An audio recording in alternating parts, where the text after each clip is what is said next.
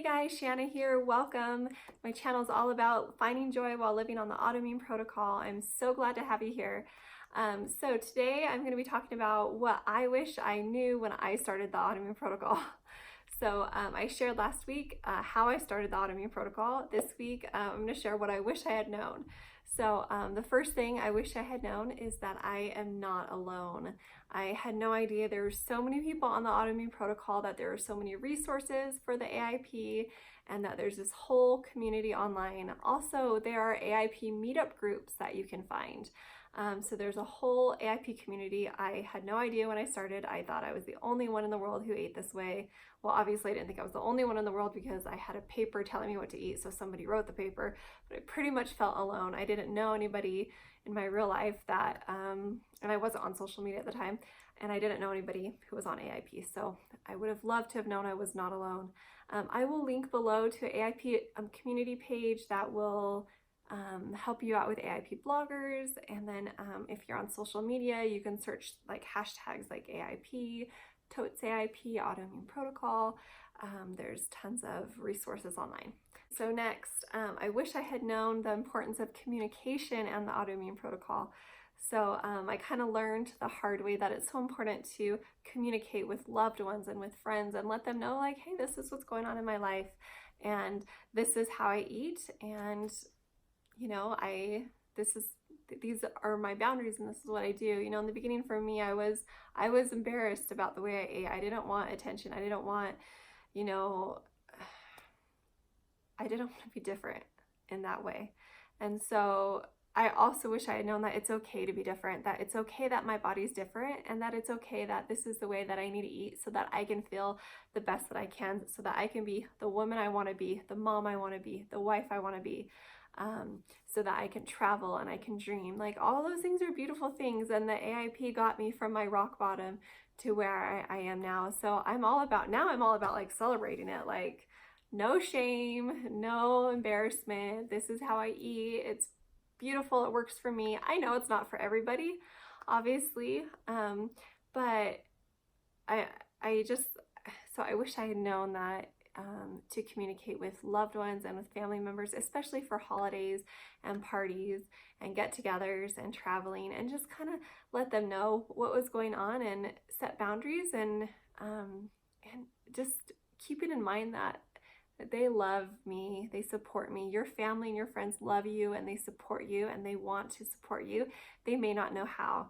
Now, if your family knows what's going on with your health, and they know what's going on with the way that you need to eat, and they're not supporting you, and they're being unsupportive, then that's a whole nother conversation that you need to have, or that's a whole other boundaries that you need to set, because that's not right, right? Next thing I wish I had known when I started the AIP was to focus more on what to include rather than what to exclude. So I kind of fell into the trap of like finding a few AIP meals that I love to cook and eating the same thing every day. And because I was so focused on, okay, this is what I have to exclude, and I was so focused on making sure I didn't eat anything on the exclude list, that I kind of narrowed my focus to like the few foods that I knew I liked, that I was familiar with. And so another thing I wish I had known when I started AIP is that taste buds change. Did you know that? Taste buds can take some time to change, but they will change. And now I eat things that I swore I would never eat, like mushrooms, and I don't know, other things too. So I wish I had focused more on the include list sooner, so that I could make sure I was including a variety of nutrients, that I was getting, you know, that I wasn't eating the exact same thing every day. And I didn't do that for too long, but I did do that at the beginning. And so focusing on what to include rather than what to exclude. All right, next, I wish I had known to plan and prepare better. So there were a number of times in the beginning of my AIP journey where I would like run out the door to go do an errand, and you know, like life, especially as a mom, you get caught up in kids' activities. One activity goes longer, a baseball game gets delayed, so you're there for longer, or you're out running errands and you forgot that, you know, your son and your daughter needed clothes, not just your daughter, and so on and so on and so on. So there's a number of times where I would go out for an errand, or thinking I was only going to be gone a certain amount of time, and I wouldn't pack enough AIP food, or I wouldn't pack AIP food at all, because prior to starting AIP, I was very much in the mindset where if I'm out and about, you just grab something. Like you just grab something out. You just stop at and pick up something to eat. And so that was one of the hardest things for me was to get out of that mindset and to think about, okay, I'm going to be gone for this long. I'm going to pack this food. I'm going to pack extra snacks just in case. And I've learned the hard way that I always pack AIP extra AIP snacks. So, and then I shared in my AIP travel tips video, but I love thermoses. I put AIP food in thermoses. Salads are great to pack. There's AIP snacks that are great to pack. So if you haven't watched my AIP travel video, that's up on my YouTube channel. I encourage you to check out that if you need ideas for kind of being on the go as you're starting AIP and as you're adjusting to AIP life. So the next thing I wish I had known when I started AIP was to let go of expectations. I had it set in my mind I was going to be a 30-day AIPer, elimination phaser, totally not a word, but you know what I mean. And then I had it set in my mind, okay, then 45 days. 45 days is my max. And if you watch my rancher video, you know how that went. So I learned to let go of expectations. And even as I've been in my reintroduction phase for a number of months, I just kind of like see how I feel. I kind of see, okay, I know I've reintroduced this. This is kind of my next goal. And I just kind of take things, one step at a time. And I go back to elimination phase as I feel I need to. And so really at this point, I don't have very many AIP expectations, except that this is my lifestyle. I'm in the reintroduction phase, and this is how I feel best at this point with the way I eat and the way I live. And so I'm happy. So the next thing I wish I had known when I started AIP was how hard it was going to be. It was really, really hard. And if I had known that going into it, I think I could have prepared myself better. I maybe would have been like, okay, it's okay that it's this difficult. It was just kind of, it surprised me, and it kind of rocked me how hard it was for me. And so if you have not started yet, just know it's going to be hard and that you can do it. Like 100%, I have no doubt you can do this. You can do hard things. I did hard things. I continue to do hard things. So just know that it's not easy, but it's 100% worth it. It's worth it 100%. Okay, so one thing I wish I had known going into it was the science behind the AIP, why it works, what's going on in the body. I shared that in my last video, how I did learn that a few weeks in, and that really helped me a lot. And so if you aren't quite ready to start AIP, and if you have some time, I would encourage you to look into the science behind what autoimmune disease is and why the autoimmune protocol works, because I found that once I knew that really strengthened my resolve that this is why I'm making the choices I make. And this is why, when my family's eating pizza out at a party, this is why I don't eat pizza, which brings me to another thing, which I did understand it, and I was really glad that I understood. And that is that, there's this 80-20 rule that's out there where you eat, clean, you eat healthy 80% of the time, and the 20% is then, did I say that right?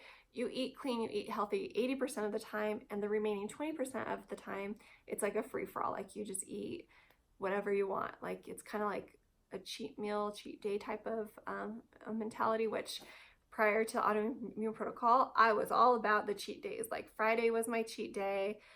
It would sometimes, most of the time, spill into the weekend, and it was like I ate all my favorite junk foods.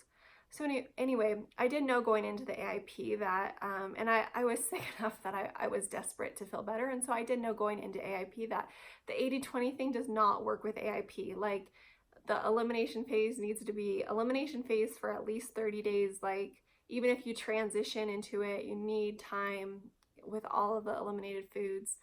So yeah, I do not recommend the 80-20 rule with AIP. That's not how it's meant to work. And so if you're feeling like you need a cheat, then you can look into AIP treats and snacks. Again, I just word of warning that that you try to limit those. Another thing I wish I had known when I started AIP was that there are AIP Meal delivery services. So there's Paleo on the go, which is the one that I've used. I love their stuff. I will say I think it's pretty darn pricey. So I do not buy too many things. I do not buy it too often. I more have it for those days where, So how it works is you go online and you pick out the AIP meals you want. They have meals and desserts and breakfasts, and then they are delivered frozen. You put them in your freezer, and then you can thaw and cook them in the oven as you're ready to eat them. And so I have a few favorites from them that I've tried. Oh, and they have like their carob cake is amazing. Like, I cannot order it because I will eat the whole thing in like a week. It's like this big, but anyway, it's really good. I do order one of their cakes for my birthday. I refuse to learn how to make AIP cake because I don't want to know how to make it, because then I might make it too often and eat it too often. But anyway, so I like to have 1 or 2 or however many meals in my freezer from Paleo on the go. For those days where you're just like sick and well, even if you're not sick, even if you're just tired from like your life, momming, whatever you've got going on, like, it's just great to have a meal in the freezer that you can just throw in and that it's good to go and that you don't have to cook.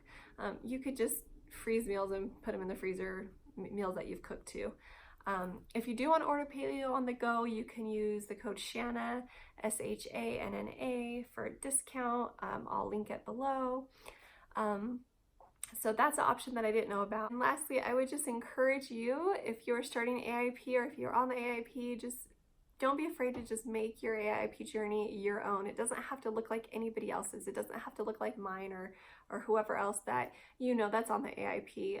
It is not a one-size-fits-all template. It is not like this is how long you stay, this is, on the elimination, and then you move smoothly into the reintroduction, which is going to look like this, and then after that period of time you go here. It's like not a one-size-fits-all template. It's such a unique journey, and it's so personal, and so I would encourage you to make it your own. And one of the awesome things is that we can look to others and say, okay, but what was your experience? What was your experience? I'm just sharing my experience, but yours may look so different. So please know I'm sending you so much love and support. I hope you liked this video. I hope it was helpful. If you liked it, if you could please give it a thumbs up, leave a comment, let me know what your experience is, what you wish you had known when you started AIP, or if you're starting AIP, let me know. I'd love to cheer you on. And then if you could subscribe, I'd so appreciate it. Hope you guys have an awesome week.